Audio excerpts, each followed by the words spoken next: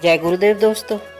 जगत गुरु रविदास जी महाराज इस जीव को समझाते हुए फरमाते हैं, कूप भरियो जैसे दादिरा, कछु देश विदेश न बूझ, ऐसो मेरा मन विखिया विभोइया, कुछ आरा पार न सूझ।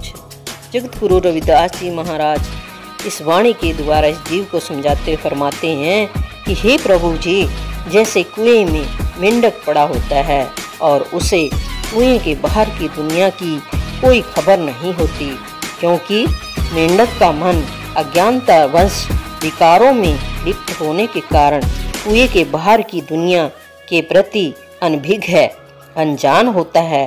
इस तरह के हालात इस जीव के हैं। इसका मन अज्ञानता वंश भ्रम रूपी कुएं में फंसा हुआ है। उसको अपने लोक परलोक को संवारने की समझ नहीं है। एक बार एक कुएं में एक मेंढक था। उसकी दयनीय दशा देखकर मानसरोवर में रहने वाले एक हंस को दया आई।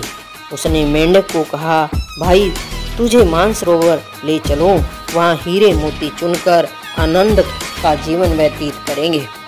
मेंढक कुएं की ओर छलांग लगाकर दूसरे किनारे पर पहुंच गया और कहा, मानसरोवर कितना बड़ा है। तो हंस ने कहा, उस मानसरोवर का तो कोई अंत नहीं है। तुम्हारी छलांग। सतगुरु रविदास जी महाराज सतयुग, सतु, त्रेता युग, द्वापर, पूजाचार, तीनों युग तीनों उंदड़े, कल केवल नाम आधार।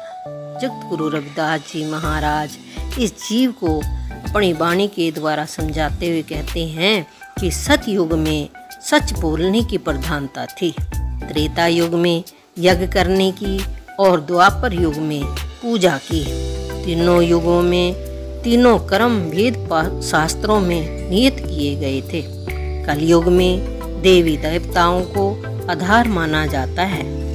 सतगुरु रविदास जी महाराज ने चारों युग प्रधानताओं को न मानते हुए मानवता को उपदेश दिया कि उपर्युक्त चारों युगों के कर्म करने से जीव भव सागर से पार नहीं हो सकता। यह बात समझाकर भी कोई कह नहीं सकता।